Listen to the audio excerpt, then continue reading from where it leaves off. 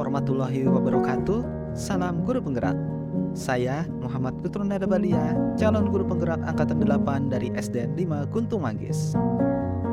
Dengan fasilitator Bapak Subiarto dan pengajar praktik Ibu Apria Hermayan.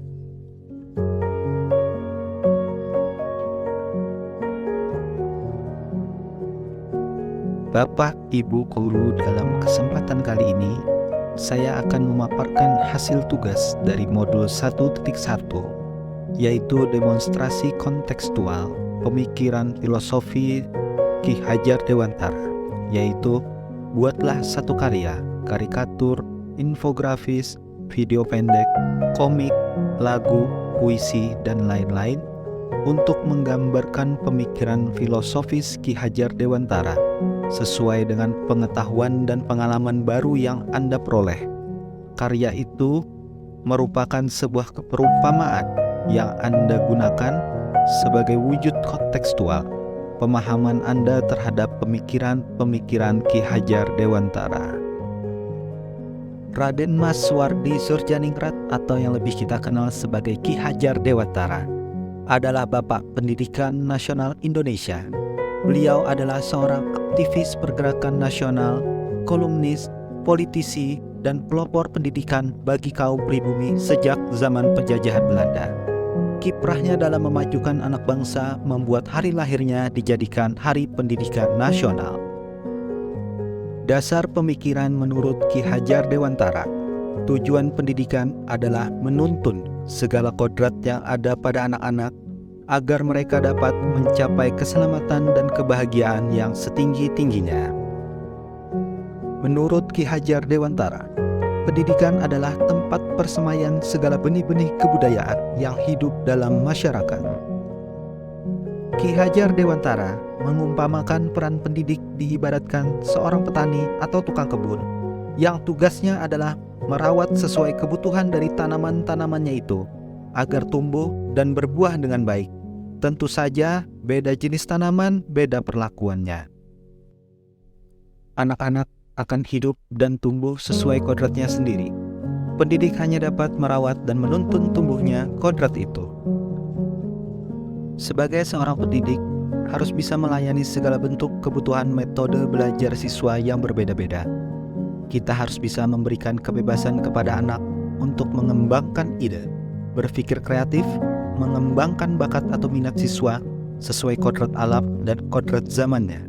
Perlu tuntunan arahan dari guru supaya anak tidak kehilangan arah dan membahayakan dirinya. Hal ini agar terwujudnya siswa yang dapat memiliki kemampuan di bidang pengetahuan serta intelektualnya dan juga memiliki budi pekerti yang luhur. Menurut Ki Hajar Dewantara, didiklah anak didikmu dengan cara yang sesuai dengan tuntunan alam dan zamannya sendiri.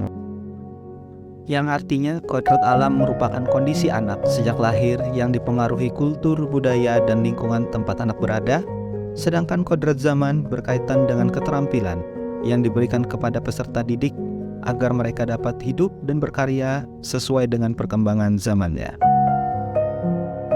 Bapak Ibu guru, masihkah kalian ingat 3 semboyan Ki Hajar Dewantara sebagai pedoman guru? Yang pertama, Ing Ngarsa Sung Tulada, yaitu seorang adalah pendidik yang harus memberi contoh atau menjadi panutan. Yang kedua, Ing Madya Mangun Karsa, yaitu guru terus-menerus membangun semangat dan ide-ide mereka untuk berkarya. Dan yang terakhir, yang ketiga, Tuturi Handayani, yaitu seorang guru adalah pendidik yang terus-menerus menuntun, menopang, dan menunjuk arah yang benar bagi hidup anak didiknya. Nah, dengan memahami dan menerapkan ketiga semboyan itu, diharapkan guru memberikan pendidikan yang holistik, di mana murid atau peserta didik dibentuk menjadi insan yang berkembang secara utuh, meliputi olah rasio, olah rasa, olah jiwa, dan olahraga, melalui proses pembelajaran dan lainnya yang berpusat pada murid dan dilaksanakan dalam suasana penuh keterbukaan, kebebasan, serta menyenangkan, dan selalu mengikuti perkembangan zamannya.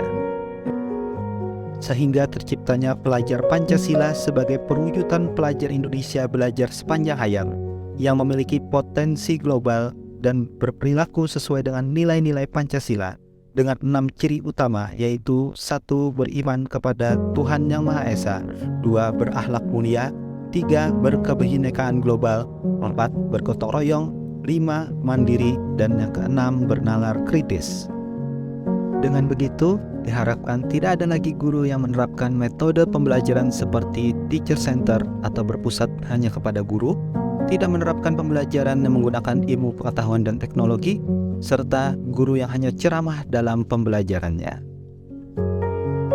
Dan untuk menciptakan pendidikan yang berpusat pada murid, SDN 5 Guntung Manggis telah menerapkan kegiatan-kegiatan untuk mewujudkan pemikiran Ki Hajar Dewantara melalui 1. Program ekstrakurikuler. Lalu yang kedua ada program pembiasaan yang bertujuan untuk membiasakan murid dalam menumbuhkan cinta tanah air, bertakwa kepada Tuhan Yang Maha Esa, cinta membaca, suka berolahraga, untuk mentransfer nilai-nilai karakter budi pekerti kepada siswa.